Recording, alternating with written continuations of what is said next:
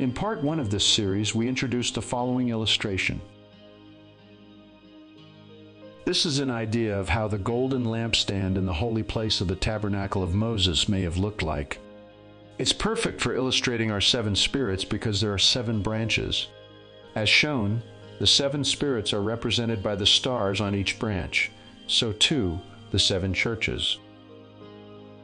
7 is the number of spiritual perfection or completeness, thereby defining the fullness and manifestation of whatever it is attached to.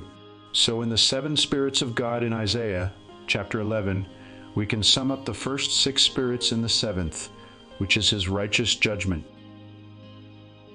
In Isaiah 11, the first 6 spirits or characteristics of God are given in 3 pairs: the spirit of wisdom and understanding, the spirit of counsel and might, and the spirit of knowledge and fear of the Lord.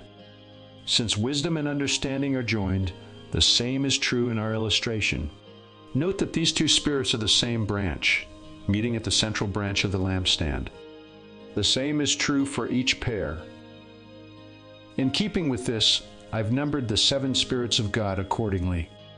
The spirit of wisdom and understanding are the 1st and 7th branch, while the spirit of counsel and might are the 2nd and 6th branch. Lastly, the 3rd and 5th branch denote the spirit of knowledge and the fear of the Lord. What do we get when we add any of the branches together? 8. 8 is the number of a new beginning. When we add our 3 8s together, we have 24, which denotes priesthood. Add our 4 from the central branch, and we have 28, the number of the leading of the Spirit. As for the 7 churches, these are given in the same order as seen in Revelation, chapters 2 and 3, numbered consecutively 1 through 7 on a lampstand. In part 1, I stated that the stars of heaven refer to the 7 spirits of God. When we consider their placement on the lampstand in keeping with the 7 churches, the 3rd part would coincide with the 3rd branch. This would be the church of Pergamos and the spirit of knowledge. To put it plainly, the spirit of knowledge is the 3rd part of the stars of heaven, or 7 spirits of God. Here's confirmation. My people are destroyed for lack of knowledge. Because you have rejected knowledge, I also will reject you from being priest for me. Because you have forgotten the law of your God, I also will forget your children. Do you see it? God's people are destroyed for lack of knowledge. How? Because we have rejected it. And why might we do this? The Lord tells us in the following. He answered them, "And why do you break the commandment of God for the sake of your tradition? So for the sake of your tradition, you have made void the word of God. You leave the commandment of God and hold to the tradition of men." And he said to them, "You have a fine way of rejecting the commandment of God in order to establish your tradition." Now, one might wish to argue semantics. What I mean is, the King James renders Revelation 12:4 as the 3rd part, while other translations render it as a third of. But is it not true that if something is split into 3 sections, then each section would be a third of or 3rd part?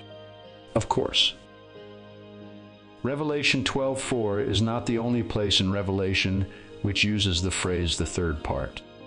In the sounding of the first 4 trumpets, it speaks of the 3rd part of trees, the sea, the creatures in the sea, the ships, the rivers and fountains of waters, and finally, the sun, moon, and stars.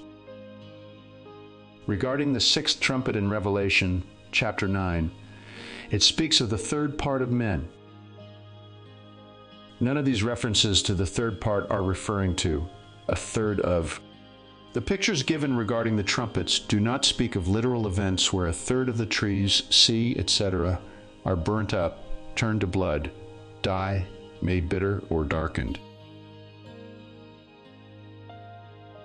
All of these reflect realities that are sound and logical when we understand the symbolism. Think about it. Was John the Baptist referring to literal trees when he said, "Even now the axe is laid to the root of the trees"? Every tree, therefore, that does not bear good fruit is cut down and thrown into the fire. And the Lord? Was he referring to literal trees when he said, "Beware of false prophets"? You will recognize them by their fruits. Are grapes gathered from thorn bushes or figs from thistles? So again, what is the third part of the stars of heaven? It refers to the spirit of knowledge. We find further confirmation when we understand what is meant by "his tail drew the third part of the stars of heaven." Tail? Yes. Please consider. And the Lord will make you the head and not the tail. You shall be above only, and not be beneath, if you heed the commandments of the Lord your God, which I command you today, and are careful to observe them. The elder and honorable, he is the head. The prophet who teaches lies, he is the tail. Who or what is the tail of the dragon? My friend, it is the prophet who teaches lies, which is spiritually beneath or of the earth, earthy, agreeing with the phrase, "Cast them to the earth."